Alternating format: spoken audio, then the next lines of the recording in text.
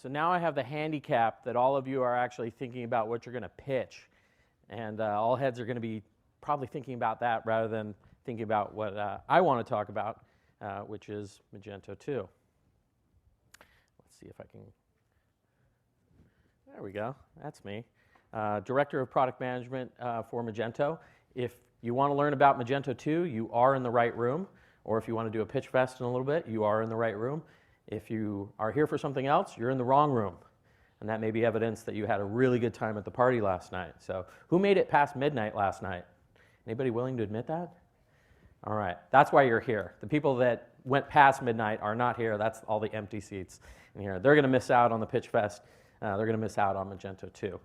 But I want to start by telling the story that I told at Imagine when we first gave this Magento 2 talk. So I was lucky enough to stay in the Hard Rock Hotel in the recently remodeled Tower Suites. Beautiful rooms, lush decor. It was great. It was only missing like the 12-person spa. I didn't have that room. I wanted that room, but I didn't get that room. But it was just an amazing room. And I noticed when I walked in that there was an iPod docking station on the wall. And I thought, wow, that's cool. The Hard Rock really understands their target customer, right? Everybody these days has a device that has their music available through the cloud, and you could just plug that bad boy in, and you got music in your Hard Rock hotel room.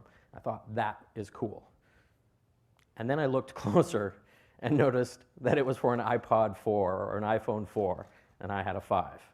And then it just struck me as this wonderful metaphor that technology is moving faster than businesses can move themselves at times, right?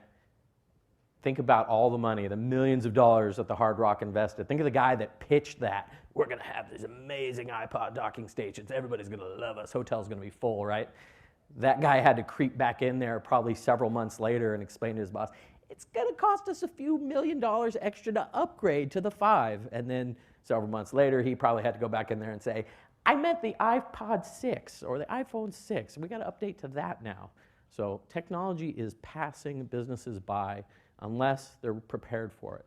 And that is the essence of Magento 2. It is a platform designed to aid speed to market, right? All the core principles, all of them essentially roll back to speed to market, which allows our businesses to innovate at the speed that they need to keep pace with the market.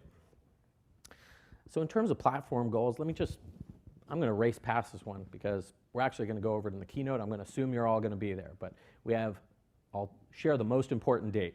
Developer beta is roughly 5 weeks away. 5 weeks away, all right. Does anybody know the guy that has the ismagentoready.com? If you do, please get me his name, because I want to be there on the day it releases to ask him to update that site and say, yes, it is ready, after this long, arduous journey that we've been on talking about it for a long time, but actually only building it seriously within the past 14 months or so. So Magento 2 will be ready as a developer beta in roughly 5 weeks from today. We'll then follow that up with a developer RC, a closed merchant beta, and eventually in Q4 of 2015, we will release our merchant GA. Magento 2 will go live. It'll be the platform that we're selling to new merchants coming on the platform. It'll be available for merchants to migrate from 1.x to 2.0. So platform goals. Essentially, I gave you the heart of it, which is speed to market. But I'm going to bring up a gentleman in a little bit to talk through each of these individually. And these are the underlying goals that we had for Magento 2. Modernizing the tech stack, right? Embracing the more modern web application technologies that are available since 2008, right? It doesn't sound that long ago, but in terms of web development, it's eons ago. It might as well be a geologic age ago because there's been so many advancements. So we have to embrace the modern technologies, and Magento 2 does that. Improved performance and scalability is a sign that Magento is getting challenged to go upmarket into the mid-market and beyond, and so we have to keep providing that performance and scalability to meet those larger merchant needs. Streamlining customizations is the essence of speed to market. It's about making the product modular. It's about removing the cross dependencies. It's about being able to customize with confidence on a smaller footprint that the change you intend to make is going to have the effect that you want and no ill effects. Simplifying external integrations is about improving our APIs, making Magento even more accessible to be integrated with a multitude of systems. Because if you haven't read all the e-commerce press lately, you know there is no all-in-one best-in-class, right? Best-in-class is a mashup of various different technologies that get pulled together to meet the needs of a merchant, and the needs are various.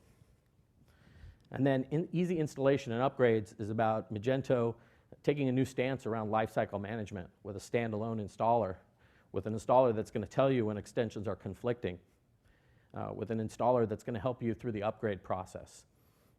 And then lastly, most importantly, high quality code is all around the automated testing framework that we're putting in place to allow our developers to develop with confidence and with speed to, again, get to market quicker.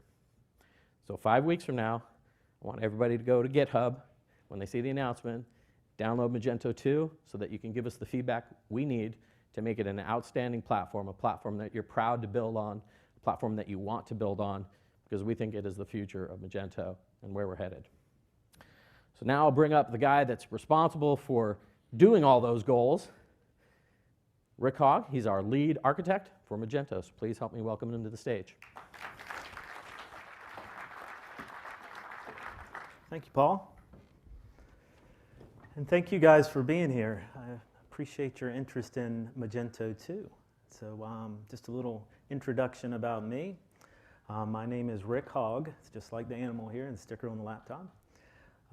This is my first MagentoLive event, and in fact, my first trip to the Southern Hemisphere. So this is a lot of new things for me today. I'm happy to be here. I'm happy you're interested to hear some details about Magento 2. I'm from Austin, Texas, and maybe even without the cowboy boots, you could already pick that up from my accent.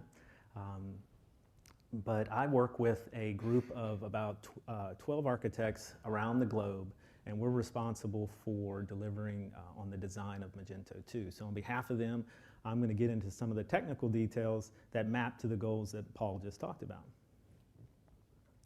So, modern tech stack. So yeah, 2008, Magento 1 comes out. It's been 6 years since then. Certainly things have changed. With Magento 2, we took a look at these technologies to make sure we're using the right things. The more current versions, developers want to use things that are vibrant and active in the community. It makes their job more enjoyable, and they can deliver faster.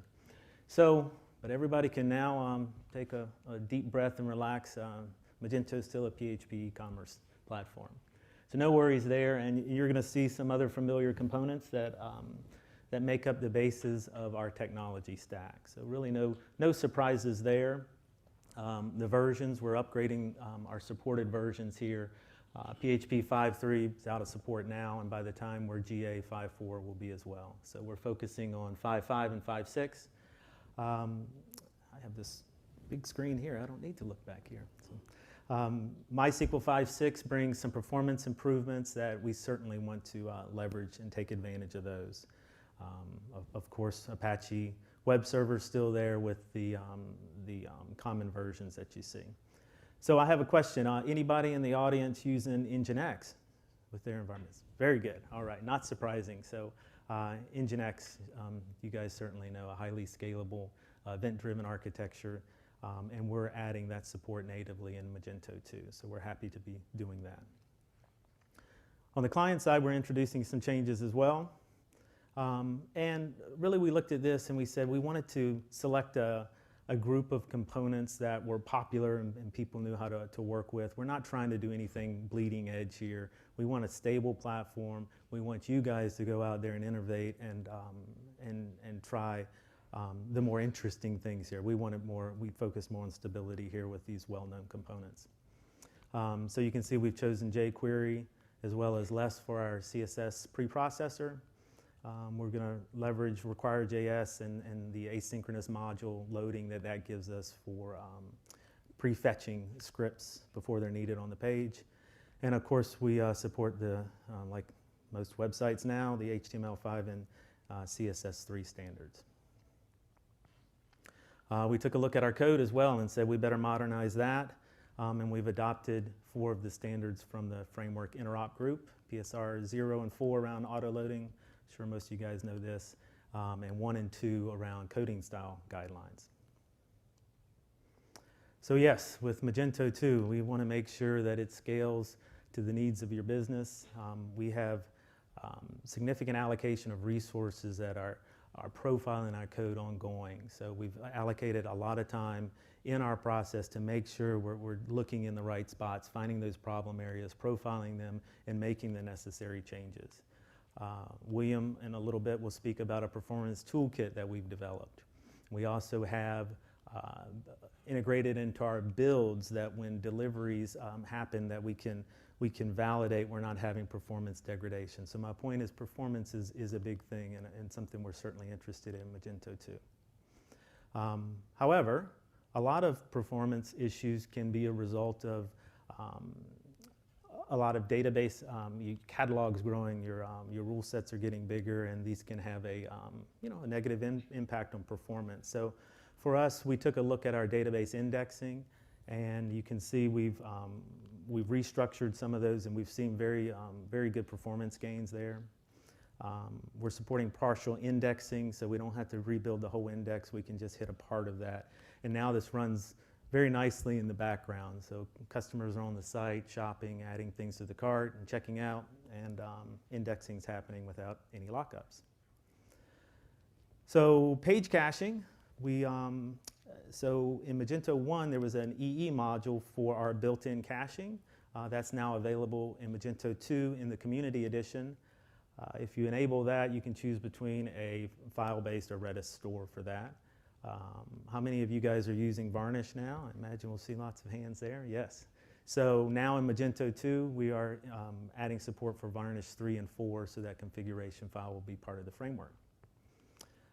We've done some work around differentiating between our private content and our public content. So now, if you take an example, you have a product view page that has some estimate of shipping that maybe is specific to the user.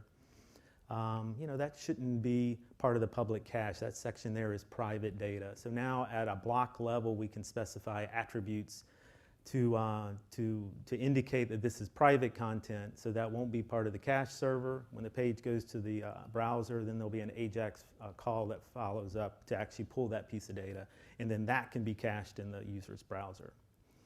Additionally, our cache invalidation logic helps with the cache accuracy.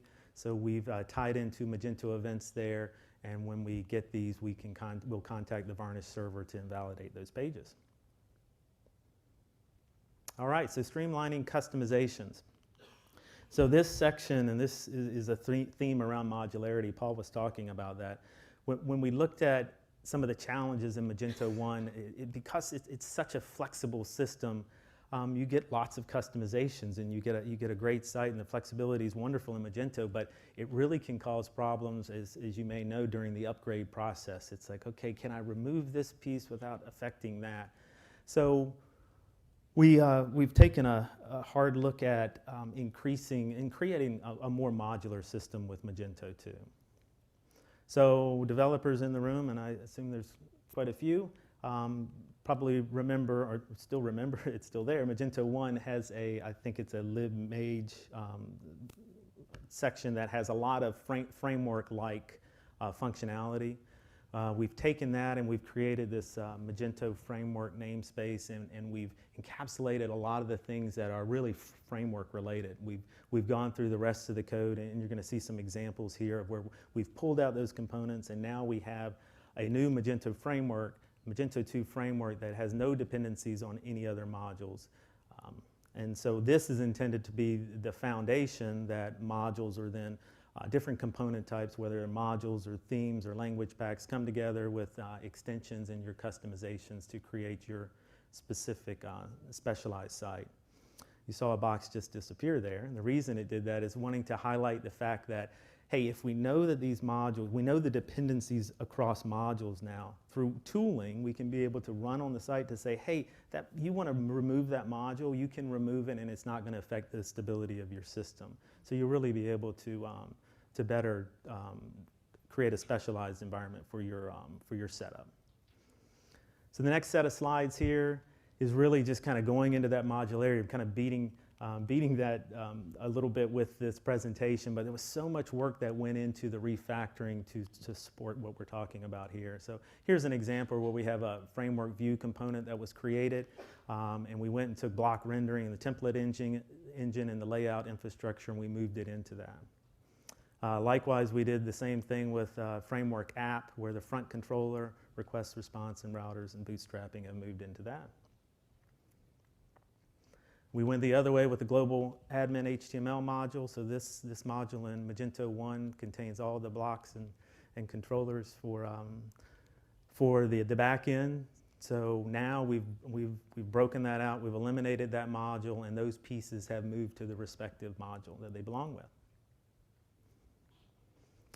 Catalog has been broken out into different product types: group product, configurable product, and layered navigation. So now you can disable one of these without affecting the other product types. Plus it gives developers a way to extend and define their own product types.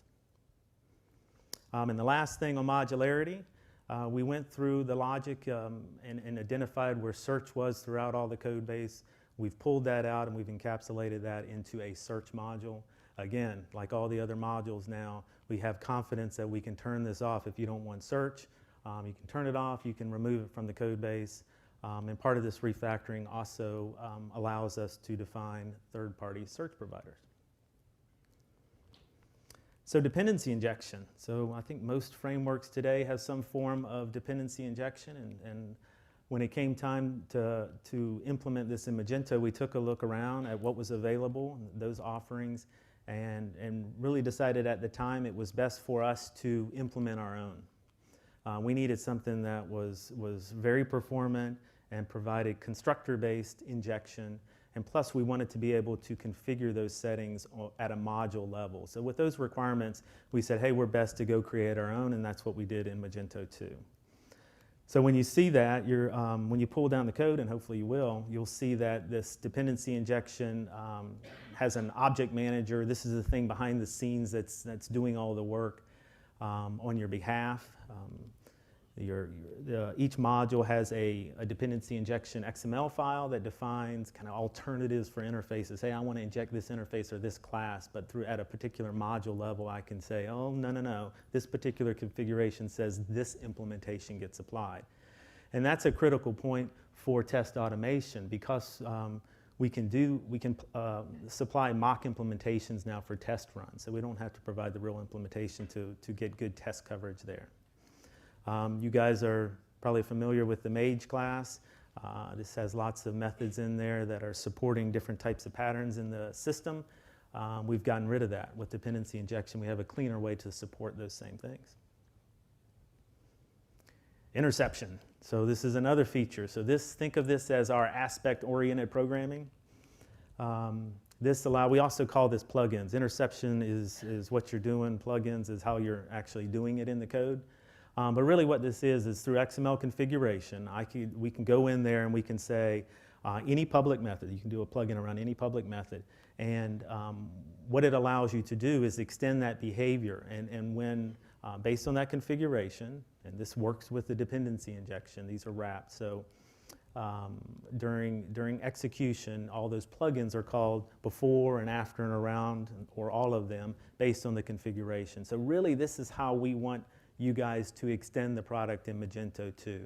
This eliminates the class overwrites, which we found to be a big problem for doing upgrades safely in Magento 1. Layouts, we've simplified some of the layout work here, and in doing that refactoring, I think the real takeaway here is there were different page types in a layout file. Those are broken out now, so each page and block have their own layout XML. We were able to now validate. We have a XML schema that we can validate these layout files against. Multi-level theme inheritance. So in Magento 1, we had inheritance through some folder structures. You guys are probably aware, and there's some workarounds there with some default that I've seen. But in Magento 2, we wanted to make that simpler. We wanted to have less code duplication. So what we've done is in the theme XML, we have an attribute called parent that allows you to specify the parent theme to get that inheritance from there. So you don't have to duplicate a lot of things, and you can have as many levels of inheritance as you'd like on your themes now. So the UI library. So UI patterns are not a new thing for Magento 2, but in Magento 1, I believe they suffered from lack of documentation, and they're hard to find and hard to figure out how to use. So significant effort has gone into the UI library in Magento 2. And obviously the goals here are to provide reusable components and styling best practices based upon what our team has decided. We have implemented these components across our theme and our admin interface. And so just to show some of the documentation that gets auto-generated, so the documentation kind of maintains itself, it'll just get auto-generated. So that's there and that's in place as well. I think this is the last slide on the Streamline Customizations. We've just pulled all of these things together, and we're providing a blank theme with instructions and templates of how to get you started quickly, so you can take this, extend it, and get going quickly. Yeah. Okay, so simplifying external integrations. So we talked a bit about modularity, and hopefully you understand and can appreciate the fact that we've done this work, and now we can identify, hey, this module is dependent on these, or this other one, so they have to stay together, but others can be pulled off. The reason we've done this, again, is to help our upgrade story. Another thing that's really going to help with that is the fact that we've created a public API on our modules now. Okay, and so the reason we've done that is to really, we had some issues, and you guys may be aware that we have business logic that's leaked through different layers of our code base. There's some in the controllers and the modules, they're duplicated, they're inconsistent, so different flows through the system could have different behavior. So we knew we needed to fix that. So we identified those spots, we created services around those, and we have service interfaces that represent those business operations. The other type of interface you see in that box under Module API is data interfaces. These are entities in the system. This would also have the entities and the relationships of data there. So it would have accessor methods there to pull attributes on the entity, and then those are used by those business operations defined in the service interface. So the neat thing about providing this public API, first of all, the API is going to be versioned. We're going to follow semantic versioning there, and the goal here is to really create a durable API. So clients of the API can really count on this, and they'll have a promise of compatibility that it's not going to break. So we really want in Magento 2 for developers to code to the API. We're going to have tooling that runs on the system that identifies places where they're not doing that. And so we would be able to score particular extensions as, hey, this is a strong extension because it's following the API that we've established on the module. The other benefit of an API is we can provide, again through dependency injection, we can provide alternate implementations of these APIs. So right now you can see on the right side we're mapping our APIs to existing constructs in our code. It doesn't have to be, right? We could pull this out and implement some service called some SaaS offering for search or catalog management or something like that. So now bringing this back to external, to the section here, external integrations, we really haven't talked about that. But where that comes into play here is with these module service contracts, which is what we call the public API. These can, with no extra PHP code, can be exposed as REST and SOAP services. So the real benefit there is out of the box with module service contracts, we have parity from our internal APIs to our external APIs. So there's some XML configuration to do routing, but really there's no extra PHP code. You get those service contracts exposed for free. Certainly the benefit of that is, the API is available now. We can have, richer client experiences because those APIs are available. Okay, so easier installation and upgrade. So Paul talked about a separate installer. Some other things we're looking at and working on is expanding our import-export facility. We've heard in the past that we really needed to work on that. So we have efforts underway right now to really help you move your data in an easier fashion. All of our components are composer packages now. I know that text is hard to see. It's just me pulling up all the composer files in the project now. So all this modularity work has been done. All the composer files are there. So you check out a project, and if you guys are probably aware of how composer works, you run a composer install. It's pulling down all the dependencies to the file system. Then we have this separate installer. Before I move to the separate installer, we've wrapped composer very lightly to provide some details. We have different component types and they have to go in different locations. So we've wrapped that and we provide that tool as well. Here's the standalone tool, or at least one of the screenshots of the web version of that. So we have a command line version of the installer as well as the web version. And you can see just on this example here that some of these readiness checks are already coming up in the installer right here. So this is where we could plug in and say, hey, you're looking to upgrade. Let's do a check of the system to see that your system's ready for that. So again, this will be a web interface on this and a command line interface. So, quality code and testing. Even though it's the last section here, it's certainly not an afterthought. We certainly know that quality has to be in our DNA, and I'm proud to say that the team really executes. We have strict processes for code delivery and testing, and we talk about some of those on this slide right here. So when you check out the code, you're going to see a large set of tests: unit tests, integration, static, and legacy tests. We even have a new testing framework for doing our functional testing. All of this is integrated into our CI/CD build. So teams, we have like 17 teams, and when they do their work, they're forking the repo, and then they're doing their feature development. And when they're ready to deliver their code at the end of the sprint, they have to validate that the code passes all of these tests. It does not get accepted into our main line until they can prove that. So because of that, it's really just it's part of our DNA now that quality is going to come out. And so where does it come out? It comes out in public GitHub. So Magento 2 is where the code is. You can see this graph here is really just showing the commit history. And I think, Paul, you mentioned over the last 14 months, we've been very active here, and this graph really shows that. So we're doing weekly pushes to GitHub. This is real stuff. I mean, this, Paul mentioned, what, 5 weeks? Is that where we're at? So 5 weeks, we're going to have that dev beta release. But this work has been going on for some time. So we really want you guys to be involved. Check it out. Look through some of the details. You can do that now. You don't have to wait till dev beta.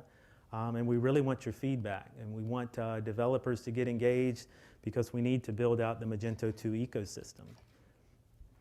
So one of the last slides is I have to show at least a picture of some of the team that's working on Magento 2. It's a great group of folks, and we're really proud to be doing that, and I am as well. So that's what I had. So thank you for your time. Thank you for your attention. I guess we have some time for some questions. We do. So thanks, Greg. Thank you, Paul, back on the stage. This was a very high-level overview. Obviously, it covered many areas, and we do have a couple of minutes for questions before we move on to the other presentations in this segment. Does anybody have any top-of-mind questions for anyone on the team here? With the admin interface, is that now completely separate from, like, is it compatible with the old way of doing the admin interface? Because I noticed you had, like, category, an admin, and then every section had an admin tool for it. So does that mean that all the stuff that's been written won't work in Magento 2? So Paul, maybe you're best to talk about the UI changes for admin. I think that's the question. So you're talking about customizations that have been made in 1, moving to 2. We should be putting out some information fairly soon. The simple answer is, if you haven't built with M2 in mind, it's not going to move over to 2. I mean, there's just so many fundamental changes between Magento 1 and Magento 2 that customizations that haven't been built with Magento 2 in mind will not port over easy, so they would need to be re-implemented. We should be putting out some information fairly soon, though, what we mean by building with Magento 2 in mind, because the developer beta will release. That's the point at which we're saying it's kind of the first stable build to start looking at and experimenting and playing with, and then we can put out information on how do you develop in 1 with an eye towards 2, because obviously we want to reduce the amount of effort between porting, because it's not Magento unless it's customized, it's not Magento unless it's extended. So we realize this is a core problem that we have to help provide the information to our developers to make that as easy as possible to jump from Magento 1 to Magento 2. Thanks, Paul. Another question? Two here. Do you plan to support Facebook HHVM? So that's a great question. And William might be able to speak to this as well. So what we're doing, you can add some more color, William. What I know we're doing is we are making our code compatible with HHVM. We're not going to say and put it up here that, hey, we support it, but we're going through the code, we're making sure it runs, so give you that option to try that out if you'd like. So I'll add the product answer to that. We fully acknowledge that HHVM is a good environment if you want to run compiled PHP, and therefore the Magento base modules will be compatible to compile and run on HHVM. What we cannot guarantee is all extensions and add-ons are HHVM compatible. Yep. So while Magento itself will be HHVM compatible, you have to make sure that your entire installation is HHVM compatible. Hopefully that makes sense. Good point. One there and then one up there. Any changes in the relationship with Zend framework or any specifics around that? So where we are with Zend, we are looking to upgrade to Zend 2. We haven't done that as of yet. It's on our architecture backlog to really assess what that means and make sure that we're not going to have any performance penalties of doing that. So that's where we're at. We haven't integrated any more or any less with Zend, so we're still on Zend 1. We have time for one or two more questions. There's one right there. There's one back there. Left-hand and side. there's one over here. Just try to understand, is there any plan for help business migrating the DB from Magento 1 to Magento 2? Yeah. Paul, you want to take that one? Or? That sounded very technical to me. well, Yes, so we do have a work stream that's happening right now that's all looking at how are we going to migrate from Magento 1 to Magento 2. Obviously, we're looking to preserve all kind of the core records that you would expect, customers, orders, products, configurations, URL rewrites. The list is really long. The mechanism that we're currently exploring doing that with is via the import-export. It's kind of a 2-for-1. We did a buy a feature game at several of the past MagentoLives or Meet Magento events, and import-export came up very high in terms of areas where people asked us to focus on the product. So by using import-export as a migration tool, we're going to get better import-export into Magento 2. We're also going to facilitate the migration. All the details will start becoming posted and documented so we can start helping merchants move or start migrating from 1 to 2. So we don't have all the details yet, but it will be via that import-export mechanism and with an eye towards carrying over as much as we can from 1 to 2, because we know we have to kind of make that an easiest jump as possible, even though it's a completely different platform. Great. So still have a question back here.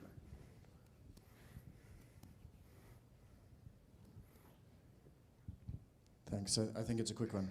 You talked about the modularity, which is great, and then use of Composer. Could you talk about how enterprise modules will be delivered? Are they also going to be Composer installed, and any other changes with how Enterprise Edition adds on to community codebase? So from a technical side, I don't believe there's any changes for the enterprise modules will be built as Composer packages as well. The delivery mechanism, Paul, do you have any insight into that? So yeah, you can consider it, there's kind of layers to this now. There's the framework layer, there's the core module layer, and that's the common modules between Enterprise and Community Edition. And then you can imagine enterprise modules are kind of stacked on top of that. We still intend to have an enterprise product. We'll still have a Community Edition product. We'll package those differently and make them available for download either via the partner portal or on Magento.com for the Community Edition. All right. Thank you. Thank you. Thank you, Paul. Thank you, Rick. 5 weeks.